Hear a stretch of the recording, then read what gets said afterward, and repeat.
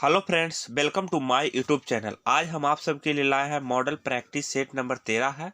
12 set हम already upload कर दिए हैं। अगर आप लोग नहीं देखें तो जाकर के चैनल पर जरूर देख लीजिएगा। हम BSSC का जो इंटर लेवल का एग्ज़ाम है उसी का हम सेट प्रैक्टिस चला रहे हैं, जिसमें हम आपको जीके जिसका पूरा डिस्कशन देंगे। अगर आप लोग चैनल पर नए हैं तो सब्सक्राइब कर दीजिएगा, जिससे कि आप अपना तैयारी बेहतर ढंग से कर सकते हैं। और अब हम जो एक्स्ट्रा वीडियो में फैक्ट बताएंगे उसको आप लोग ध्यान से सुनिएगा, जिससे कि आने वाला जो सेट है उसमें आप क्वेश्चन आसानी से सोल्व कर सकते हैं। तो चलिए वीडियो को स्टार्ट करते हैं।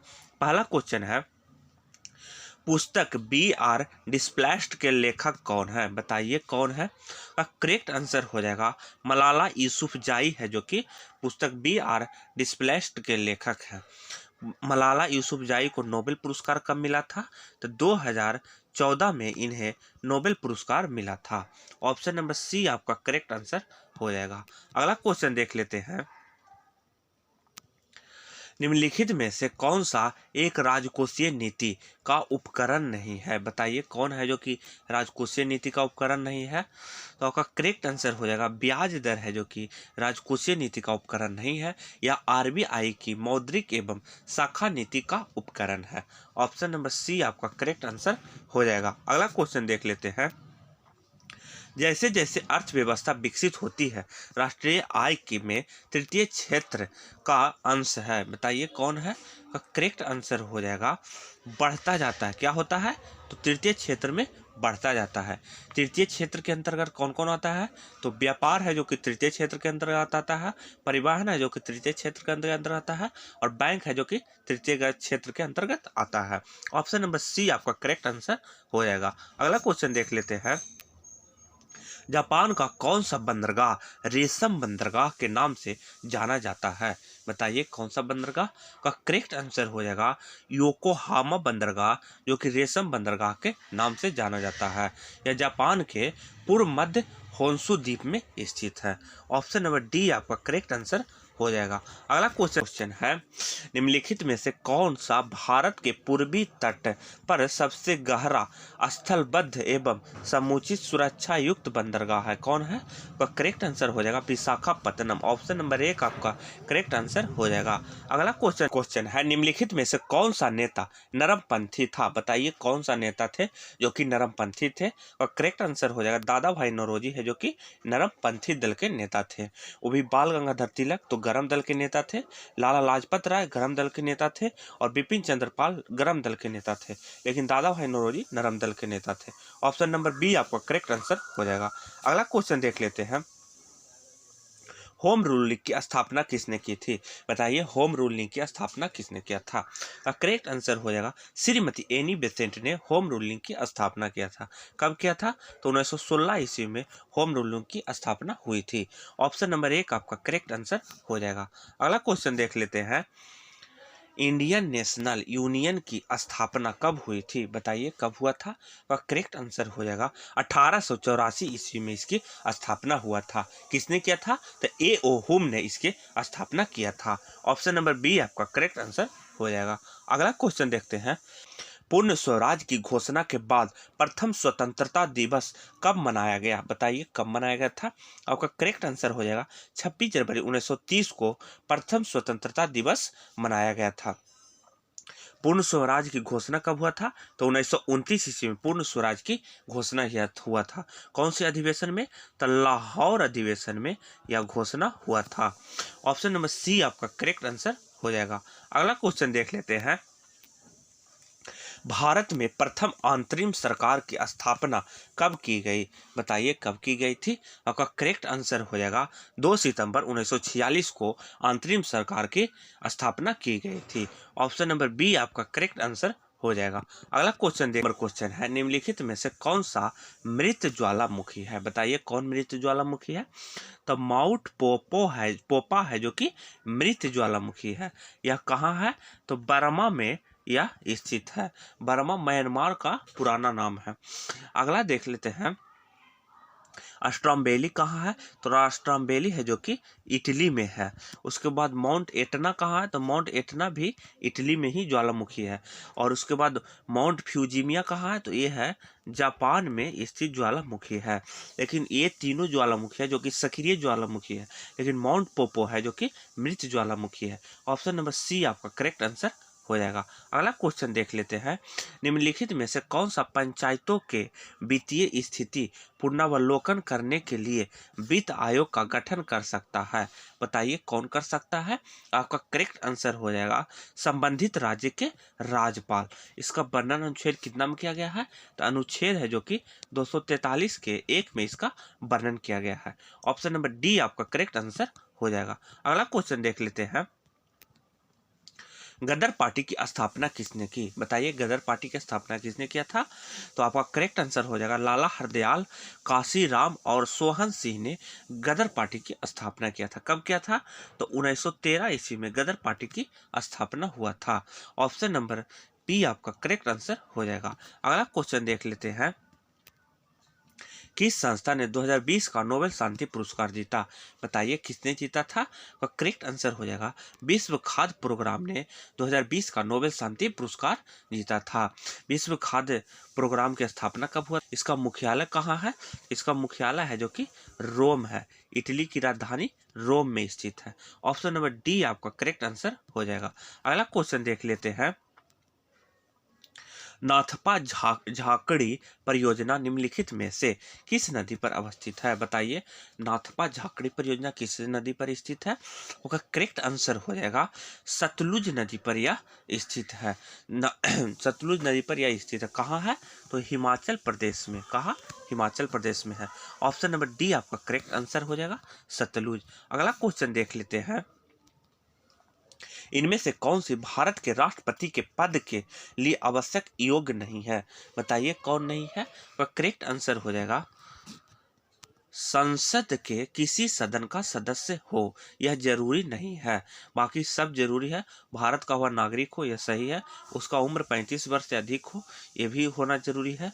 उसमें लोकसभा के सदस्य के लिए निर्धारित सीमा के योग्य हो, यह भी जरूरी है। ऑप्शन नंबर डी आपका करेक्ट आंसर हो जाएगा। वह संसद के किसी सदन का सदस्य हो, यह जरूरी नहीं है। अगला क्वेश्चन देख लेते हैं। आपातकाल की घोषणा संसद के अनुमोदन के लिए प्रस्तुत की जानी चाहिए। बताइए कितने महीना के लिए? आपका करेक्ट आंसर हो जाएगा 1 महीना के अंदर प्रस्तुत किया जाना चाहिए। यह वर्णन अनुच्छेद कितना में किया गया है? अनुच्छेद 352 में राष्ट्रीय आपात की घोषणा किया गया है। राष्ट्रपति शासन का अनुच्छेद कितना वर्णन किया गया है? तो राष्ट्रपति शासन का अनुच्छेद 356 में वर्णन किया गया है। और वित्तीय आपात का? तो वित्तीय आपात का अनुच्छेद 360 में वर्णन किया गया है। ऑप्शन नंबर 1 आपका करेक्ट आंसर हो जाएगा 1 महीना के अंदर। अगला क्वेश्चन देख लेते हैं। मंत्री परिषद है। बताइए मंत्री परिषद क्या है? आपका करेक्ट आंसर हो जाएगा कैबिनेट के बिल्कुल समान है। कैबिनेट के बिल्कुल समान है। ऑप्शन नंबर 1 आपका करेक्ट आंसर हो जाएगा। अगला क्वेश्चन देख लेते हैं। पाल घाट स्थित है। बताइए पाल घाट कहाँ स्थित है? आपका करेक्ट आंसर हो जाएगा कोयम्बटूर एवं पलक्कड़म के बीच में स्थित है। ऑप्शन नंबर सी आपका करेक्ट आंसर हो जाएगा। अगला क्वेश्चन देख लेते हैं। संसद की संयुक्त अधिवेशन किस अनुच्छेद के अंतर्गत आता है? बताइए किस अनुच्छेद के अंतर्गत आता है? का करेक्ट आंसर हो जाएगा अनुच्छेद 108 के अंतर्गत आता है। इसको कौन बुलाता है? तो भारत के राष्ट्रपति संसद के दोनों अधिवेशनों का बुलाता है। ऑप्शन नंबर 1 आपका करेक्ट आंसर हो जाएगा। अगला क्वेश्चन है स्टॉक एक्सचेंज को विनियमित करने वाली संस्था है। बताइए कौन करता है? और करेक्ट आंसर हो जाएगा सेबी। सेबी की स्थापना कब हुआ था? तो सेबी की स्थापना 1988 ईस्वी में हुआ था। ऑप्शन नंबर बी आपका करेक्ट आंसर हो जाएगा। अगला क्वेश्चन देख लेते हैं। भूटान संयुक्त राष्ट्र में कब शामिल हुआ? बताइए भूटान संयुक्त राष्ट्र में कब शामिल हुआ था? उसका करेक्ट आंसर हो जाएगा 1971 ईस्वी में भूटान संयुक्त राष्ट्र में शामिल हुआ था। संयुक्त राष्ट्र की स्थापना कब हुआ था? तो 1945 ईस्वी में इसकी स्थापना हुआ था। ऑप्शन नंबर 1 आपका करेक्ट आंसर हो जाएगा। अगला क्वेश्चन देख लेते हैं। 23 नंबर है राज्यों की स्थापना वर्ष क्रम के अनुसार सजाएं। तो मणिपुर की स्थापना कब हुआ था? तो मणिपुर की स्थापना हुआ था 1972 ईस्वी में। मिजोरम की स्थापना कब हुआ था? तो मिजोरम की स्थापना हुआ था 1987 ईस्वी में। छत्तीसगढ़ की स्थापना कब हुआ था? तो छत्तीसगढ़ की स्थापना हुआ था 2000 ईस्वी में। तेलंगाना की स्थापना कब हुआ था? तो 2014 ईस्वी में। आपका करेक्ट आंसर हो जाएगा ऑप्शन नंबर 1 मणिपुर, मिजोरम, छत्तीसगढ़ और तेलंगाना। अगला क्वेश्चन देख लेते हैं। राज्यसभा के राज्यों को प्राप्त है, बताइए क्या प्राप्त है? करेक्ट आंसर हो जाएगा जनसंख्या के आधार पर प्रतिनिधित्व इसको प्राप्त है। ऑप्शन नंबर बी आपका करेक्ट आंसर हो जाएगा। अगला क्वेश्चन देख लेते हैं। भारत का संविधान भारत को वर्णित करता है, बताइए किस रूप में वर्णित करता है? वह करेक्ट आंसर हो जाएगा राज्यों के संघ के रूप में इसको वर्णित करता है। यह वर्णन अनुच्छेद कितना में किया गया है? तो अनुच्छेद 1 में इसका वर्णन किया गया है। ऑप्शन नंबर बी आपका करेक्ट आंसर हो जाएगा। अगला क्वेश्चन देख लेते हैं। भारत में मंत्रिपरिषद का अधिकतर सदस्य के लिए जाने जाते हैं, बताइए भारत में मंत्रिपरिषद के अधिकतर सदस्य के लिए जाने जाते हैं, बताइए किसके लिए जाते हैं? का करेक्ट आंसर हो जाएगा लोकसभा के प्रति भारत के मंत्रिपरिषद उत्तरदायी होता है। ऑप्शन नंबर 1 आपका करेक्ट आंसर हो जाएगा। अगला क्वेश्चन देखते हैं। 27 नंबर क्वेश्चन है मंत्रिपरिषद के सदस्यों को सामूहिक उत्तरदायित्व का अर्थ है कि वो क्या होना चाहिए? तो वे लोकसभा के प्रति उत्तरदायी होते हैं। यह अनुच्छेद कितना वर्णन किया गया है? तो अनुच्छेद 75 के 3 में इसका वर्णन किया गया है। ऑप्शन नंबर बी आपका करेक्ट आंसर हो जाएगा। अगला क्वेश्चन देख लेते हैं। संविधान के किस संशोधन के अंतर्गत निजी संपत्ति का अधिकार मौलिक अधिकारों की सूची से निकाल दी गई है, बताइए कौन से संशोधन के अंतर्गत? और करेक्ट आंसर हो जाएगा 44वें संविधान संशोधन 1978 के अंतर्गत इसको हटा दिया गया है। इसको कौन से अनुच्छेद में रखा गया है? तो अनुच्छेद 300 के का में इसको रखा गया है। ऑप्शन नंबर सी आपका करेक्ट आंसर हो जाएगा। अगला क्वेश्चन देखते हैं। किस प्रधानमंत्री द्वारा 73वां संविधान संशोधन विधेयक लोकसभा में प्रस्तुत किया गया, बताइए किस प्रधानमंत्री थे? और करेक्ट आंसर हो जाएगा पीवी नरसिम्हा राव। कब प्रस्तुत किया था? तो 1992 ईस्वी में इसका प्रस्तुत किया था। ऑप्शन नंबर बी आपका करेक्ट आंसर हो जाएगा। अगला क्वेश्चन देख लेते हैं। निम्नलिखित में से किसने तीनों गोलमेज सम्मेलन में भाग लिया था, बताइए कौन लिया था? तो करेक्ट आंसर हो जाएगा बी आर अम्बेडकर ने तीनों गोलमेज सम्मेलन में भाग लिया था। पहला गोलमेज सम्मेलन कब हुआ था? तो 1930 ईस्वी में हुआ था। दूसरा गोलमेज सम्मेलन कब हुआ था? तो 1931 ईस्वी में हुआ था, जिसमें गांधी जी भी भाग लिए थे। कौन लिए थे? तो महात्मा गांधी भाग लिए थे। और तीसरा गोलमेज सम्मेलन 1932 ईस्वी में हुआ था। आपका करेक्ट आंसर हो जाएगा B R Ambedkar. Option number D. अगला क्वेश्चन देख लेते हैं। भारतीय ध्वज संहिता कब से प्रारंभ हुई, बताइए भारतीय ध्वज संहिता कब से प्रारंभ हुई? वह करेक्ट आंसर हो जाएगा 2002 ईस्वी से प्रारंभ हुई। ऑप्शन नंबर डी आपका करेक्ट आंसर है। अगला क्वेश्चन देख लेते हैं। किन राज्यों से होकर चंबल नदी बहती है, बताइए किन राज्यों से होकर चंबल नदी बहती है? वह करेक्ट आंसर हो जाएगा उत्तर प्रदेश, मध्य प्रदेश और राजस्थान से होकर चंबल नदी बहती है। ऑप्शन नंबर 1 आपका करेक्ट आंसर हो जाएगा। अगला क्वेश्चन देख लेते हैं। ब्लैक फॉरेस्ट कहाँ है, बताइए ब्लैक फॉरेस्ट कहाँ है? आपका करेक्ट आंसर हो जाएगा जर्मनी में है। कहाँ है? तो जर्मनी में। ऑप्शन नंबर बी आपका करेक्ट आंसर हो जाएगा। अगला क्वेश्चन देख लेते हैं। गंधार कला शैली किसका मिश्रण है, बताइए किसका मिश्रण है? आपका करेक्ट आंसर हो जाएगा ईडो ग्रीक का। किसका है? ईडो ग्रीक का। ऑप्शन नंबर 1 आपका करेक्ट आंसर हो जाएगा। अगला क्वेश्चन देख लेते हैं। आईडीबीआई भारतीय औद्योगिक विकास बैंक का मुख्यालय निम्नलिखित में से किस राज्य में स्थित है, बताइए किस राज्य में स्थित है?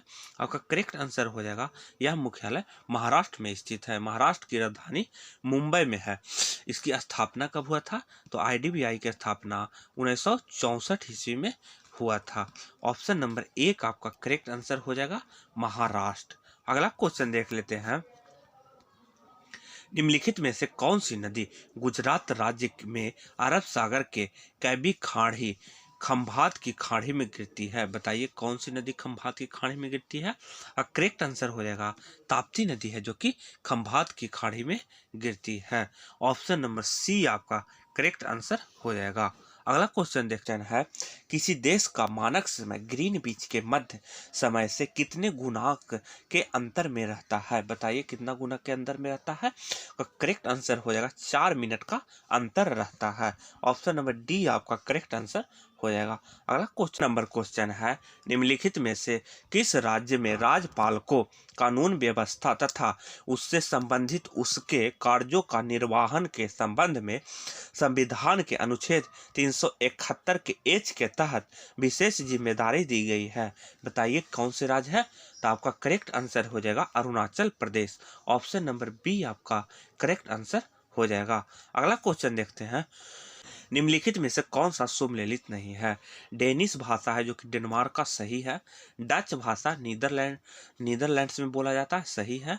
मंदारनी भाषा जो कि चीन में बोला जाता है, सही है। लेकिन बहासा है जो कि थाईलैंड में नहीं बोला जाता है। बहासा भाषा है जो कि इंडोनेशिया में बोला जाता है। थाईलैंड में कौन सी भाषा बोला जाता है? थाईलैंड में थाई भाषा बोला जाता है। ऑप्शन नंबर डी आपका करेक्ट आंसर हो जाएगा। अगला क्वेश्चन देखते हैं, अंतर्राष्ट्रीय आलू केंद्र का मुख्यालय स्थित है? बताइए कहाँ है? तो लीमा पेरू में इसका मुख्यालय स्थित है। अंतर्राष्ट्रीय आलू केंद्र की स्थापना कब हुआ था? तो 1971 ईस्वी में इसकी स्थापना हुआ था। ऑप्शन नंबर एक आपका करेक्ट आंसर हो जाएगा। अगला क्वेश्चन देख लेते हैं, सूर्य और पृथ्वी के मध्य अधिकतम दूरी रहता है? बताइए कब रहता है? और करेक्ट आंसर हो जाएगा 4 जुलाई को अधिकतम दूरी रहता है। न्यूनतम दूरी कब रहता है? तो 3 जनवरी को न्यूनतम दूरी रहता है। ऑप्शन नंबर एक आपका करेक्ट आंसर हो जाएगा। अगला क्वेश्चन देख लेते हैं, भारत की संसद द्वारा आपात प्रबंध अधिनियम पारित हुआ कब हुआ था? आपका करेक्ट आंसर हो जाएगा 2005 में यह नियम पारित हुआ था। ऑप्शन नंबर बी आपका करेक्ट आंसर हो जाएगा। अगला क्वेश्चन देख लेते हैं, अजंता की चित्रकारी इन कथाओं को चित्रण करती है?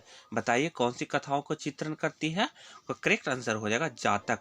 जातक कौन से धर्म का पवित्र ग्रंथ है? तो यह बौद्ध धर्म का पवित्र ग्रंथ है। ऑप्शन नंबर सी आपका करेक्ट आंसर हो जाएगा। अगला क्वेश्चन देख लेते हैं, सालाबाई की संधि किस वर्ष हस्ताक्षर की गई थी? बताइए सालाबाई की संधि पर कब हस्ताक्षर की गई थी? और करेक्ट आंसर हो जाएगा 1782 ईस्वी में इस पर हस्ताक्षर की गई थी। सालाबाई की संधि किसके किसके बीच हुआ था? तो मराठा साम्राज्य और ब्रिटिश ईस्ट इंडिया कंपनी के बीच यह संधि हुआ था। ऑप्शन नंबर डी आपका करेक्ट आंसर हो जाएगा 1782। अगला क्वेश्चन देख लेते हैं, भारतीय सेना ने गोवा को पुर्तगालियों से कब आजाद करवाया और उसे केंद्र शासित प्रदेश घोषित किया? बताइए कब आजाद किया था?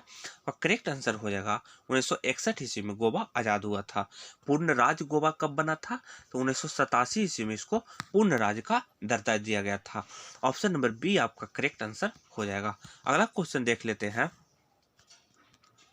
निम्नलिखित में से किस टीम ने 1975 में पहला क्रिकेट विश्व कप जीता? बताइए किस टीम ने जीता था? और करेक्ट आंसर हो जाएगा वेस्ट इंडीज ने जीता था। ऑस्ट्रेलिया उप विजेता रहा था। ऑस्ट्रेलिया को 17 रन से वेस्ट इंडीज ने हराया था। ऑप्शन नंबर सी आपका करेक्ट आंसर हो जाएगा। अगला क्वेश्चन देख लेते हैं, निम्नलिखित में से कौन सी नदी बंगाल की खाड़ी में गिरती है? बताइए कौन सी नदी है जो कि बंगाल की खाड़ी में गिरती है? आपका करेक्ट आंसर हो जाएगा महानदी है जो कि बंगाल की खाड़ी में गिरती है। और बाकी जो नदियां हैं जो कि अरब सागर में गिरती है, सिंधु नदी अरब सागर में गिरती है, नर्मदा नदी अरब सागर में गिरती है और तापी नदी भी अरब सागर में गिरती है। ऑप्शन नंबर सी आपका करेक्ट आंसर हो जाएगा। अगला क्वेश्चन देख लेते हैं, निम्नलिखित में से कौन सा ग्रंथ कश्मीर के इतिहास का सबसे विस्तृत विवरण देता है? बताइए कौन से ग्रंथ में कश्मीर का सबसे अधिक विवरण है? उसका करेक्ट आंसर हो जाएगा राजतरंगिणी में। राजतरंगिणी के लेखक कौन है? तो राजतरंगिणी के लेखक कलहन है। कौन है? तो कलहन है। ऑप्शन नंबर बी आपका करेक्ट आंसर हो जाएगा। अगला क्वेश्चन देख लेते हैं, साइमन आयोग के खिलाफ शांतिपूर्ण प्रदर्शन के दौरान लगी चोट से किनकी मृत्यु हो गई थी? बताइए किनका मृत्यु हो गया था? आपका करेक्ट आंसर हो जाएगा लाला लाजपत राय की मृत्यु हो गई थी। साइमन कमीशन भारत कब आया था? तो 1928 ईस्वी में साइमन कमीशन भारत आया था। साइमन कमीशन का गठन कब हुआ था? तो 1927 ईस्वी में साइमन कमीशन का गठन हुआ था। ऑप्शन नंबर 1 आपका करेक्ट आंसर हो जाएगा। अगला क्वेश्चन देख लेते हैं। भारत में राष्ट्रीय राजमार्ग जलमार्ग निम्न में शामिल करता है? बताइए भारत में राष्ट्रीय जलमार्ग 1 किसको किसको शामिल करता है? आपका करेक्ट आंसर हो जाएगा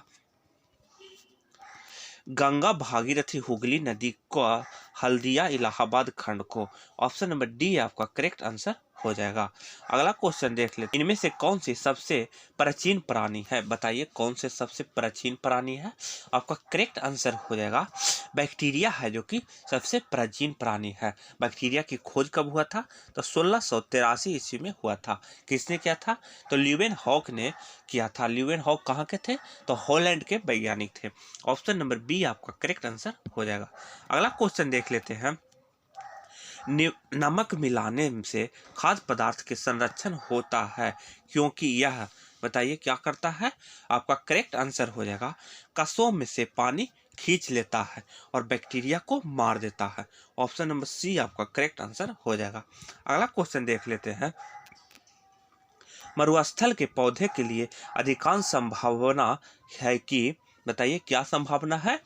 तो उनकी पत्तियां छोटी होती है। मरुस्थल के पौधे की पत्तियां क्या होती है? तो छोटी होती है। ऑप्शन नंबर सी आपका करेक्ट आंसर हो जाएगा। अगला क्वेश्चन है इनमें से कौन सा कृत्रिम रेशा है? बताइए कौन कृत्रिम रेशा है?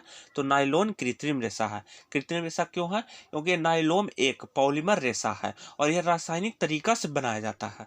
ऊन, तो ऊन है जो कि प्राकृतिक रेशा है जो कि जानवर से प्राप्त होता है।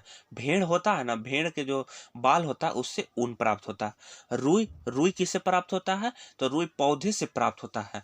रुई का पेड़ होता है उससे हमें रुई प्राप्त होता है। रेशम किससे प्राप्त होता है? तो रेशम भी, रेशम के कीड़ा जो रहता है वो पौधा से धीरे धीरे हमको रेशम प्राप्त होता है। ऑप्शन नंबर बी आपका करेक्ट आंसर हो जाएगा नायलॉन। अगला क्वेश्चन देख लेते हैं। इनमें से कौन सी न्यूनतम अभिक्रियाशील है? बताइए किसका अभिक्रिया न्यूनतम है? और करेक्ट आंसर हो जाएगा कॉपर का अभिक्रिया न्यूनतम है। सबसे ज्यादा अभिक्रियाशील कौन है? तो सोडियम है। इसको केरोसिन को तेल में रखा जाता है। ऑप्शन नंबर सी आपका करेक्ट आंसर हो जाएगा। अगला क्वेश्चन देख लेते हैं। इनमें से कौन सा ज्योतिहीन बॉडी है? बताइए कौन है? आपका करेक्ट आंसर हो जाएगा जो कि ग्रह है जो कि ज्योतिहीन बॉडी है। ऑप्शन नंबर 1 आपका करेक्ट आंसर हो जाएगा। अगला क्वेश्चन देख, कौन रासायनिक प्रक्रिया नहीं है? बताइए कौन है जो कि रासायनिक प्रक्रिया नहीं है, भौतिक प्रक्रिया है? करेक्ट आंसर हो जाएगा दूध से आइसक्रीम बनाना जो कि भौतिक परिवर्तन है। अगर आप दूध को किसी गिलास में रख करके फ्रिज में रख देते हैं तो वो जम जाता है, तो एक आइसक्रीम की तरह हो जाता है। अगर उसी दूध को आप फिर फ्रिज से बाहर निकाल लीजिएगा तो फिर वह पूर्ण अवस्था में चल जाएगा। तो वही भौतिक परिवर्तन है, रासायनिक परिवर्तन नहीं है। लेकिन दूध से अगर हम दही बना देते हैं तो फिर हम दूध नहीं बना सकते हैं, यह रासायनिक प्रक्रिया है। दूध से अगर हम घी बना देते हैं तब भी हम दूध फिर नहीं बना सकते हैं। दूध से मक्खन बना देंगे तो भी हम फिर दूध नहीं बना सकते हैं। इसीलिए 1 नंबर आपका करेक्ट आंसर हो जाएगा। दूध से आइसक्रीम या भौतिक परिवर्तन है। अगला क्वेश्चन है इनमें से कौन कांच का महत्वपूर्ण घटक है? बताइए कौन है? करेक्ट आंसर हो जाएगा silicon oxide. Option number C आपका करेक्ट आंसर है। अगला क्वेश्चन है इनमें से कौन सा रजत लवण फोटोग्राफी में प्रयोग किया जाता है? बताइए किसको प्रयोग फोटोग्राफी में करते हैं? करेक्ट आंसर हो जाएगा सिल्वर ब्रोमाइड का प्रयोग हम फोटोग्राफी में करते हैं। ऑप्शन नंबर डी आपका करेक्ट आंसर हो जाएगा। माइक्रो ऑर्गेनिज्म जो सजीव और निर्जीव जगत की सीमा रेखा पर है वे हैं क्या है? और करेक्ट आंसर हो जाएगा विषाणु है। कौन है? तो विषाणु है। विषाणु की खोज कब हुआ था? तो 1892 ईस्वी में विषाणु की खोज हुआ था। किसने किया था? इवानोव्स्की ने विषाणु की खोज किया था। ऑप्शन नंबर सी आपका करेक्ट आंसर हो जाएगा। अगला क्वेश्चन है इनमें से कौन सा पाचन तंत्र का हिस्सा नहीं है? बताइए कौन है जो कि पाचन तंत्र का हिस्सा नहीं है? तो यकृत पाचन तंत्र का है, पीत भी पाचन तंत्र का है, आंत भी पाचन तंत्र का है, लेकिन कॉर्निया है जो कि आंख का है। ऑप्शन नंबर सी आपका करेक्ट आंसर हो जाएगा। अस्थि का एक मुख्य खनिज तत्व है, बताइए कौन है? का करेक्ट आंसर हो जाएगा कैल्शियम है जो कि अस्थि का मुख्य खनिज तत्व है। अस्थि में जो कि 99% कैल्शियम पाया जाता है। ऑप्शन नंबर एक आपका करेक्ट आंसर हो जाएगा। अगला क्वेश्चन है निम्नलिखित में से कौन सा कोलाइड नहीं है? बताइए कौन है जो कि कोलाइड नहीं है? आपका करेक्ट आंसर हो जाएगा क्लोरोफिल है जो कि कोलाइड नहीं है। क्लोरोफिल क्या है? तो यह प्रकाश संश्लेषण का एक मुख्य घटक है। ऑप्शन नंबर बी आपका करेक्ट आंसर हो जाएगा। अगला क्वेश्चन देखते हैं टेलीविजन के पर्दे पर चित्र किसके वर्ण पसंद के कारण बनता है? किसके कारण बनता है? आपका करेक्ट आंसर हो जाएगा इलेक्ट्रॉन के कारण। टेलीविजन की खोज किसने किया था? तो J.L. बेयर्ड ने। ऑप्शन नंबर एक आपका करेक्ट आंसर हो जाएगा इलेक्ट्रॉन। अगला क्वेश्चन देख लेते हैं आकाशगंगा है, बताइए आकाशगंगा क्या है? आपका करेक्ट आंसर हो जाएगा एक गैलेक्सी है। आकाशगंगा क्या है? तो एक गैलेक्सी है। ऑप्शन नंबर सी आपका करेक्ट आंसर हो जाएगा। अगला क्वेश्चन देख लेते हैं। क्वेश्चन है इनमें से सबसे लंबा तरंगदैर्घ्य की विकिरण है, बताइए किसका सबसे लंबा तरंगदैर्घ्य है? आपका करेक्ट आंसर हो जाएगा माइक्रो तरंगे जो कि सबसे लंबा तरंगदैर्घ्य है। ऑप्शन नंबर एक आपका करेक्ट आंसर हो जाएगा। अगला क्वेश्चन देख लेते हैं विकास की प्रक्रिया में मनुष्य का निकटतम प्राणी है, बताइए कौन है? का करेक्ट आंसर हो जाएगा बंदर। ऑप्शन नंबर बी आपका करेक्ट आंसर हो जाएगा।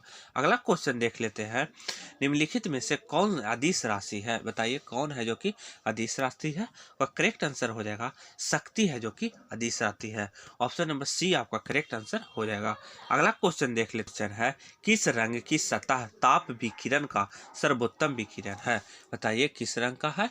करेक्ट आंसर हो जाएगा काला। ऑप्शन नंबर बी आपका करेक्ट आंसर हो जाएगा। अगला क्वेश्चन है कांच एक प्रकार का क्या है? बताइए। तो अति शीतित द्रव कांच एक प्रकार का है। ऑप्शन नंबर एक आपका करेक्ट आंसर हो जाएगा। अगला क्वेश्चन देख लेते हैं ट्रांजिस्टर बनाने में किस मूल पदार्थ का उपयोग होता है? बताइए किसका प्रयोग होता है? तो करेक्ट आंसर हो जाएगा विद्युत रोधी का प्रयोग होता है। ट्रांजिस्टर का आविष्कार किसने किया था? तो जॉन बॉर्डिन ने किया था, जो कि अमेरिका का था। कब किया था? तो 1948 ईस्वी में किया था। ऑप्शन नंबर डी आपका करेक्ट आंसर हो जाएगा। तो फ्रेंड्स यह बिहार एसएससी का सेट नंबर 13 था। आप लोग को वीडियो कैसा लगा? अगर वीडियो अच्छा लगा तो वीडियो को लाइक और चैनल पर नए हो तो सब्सक्राइब कर दीजिएगा। जय हिंद, जय भारत।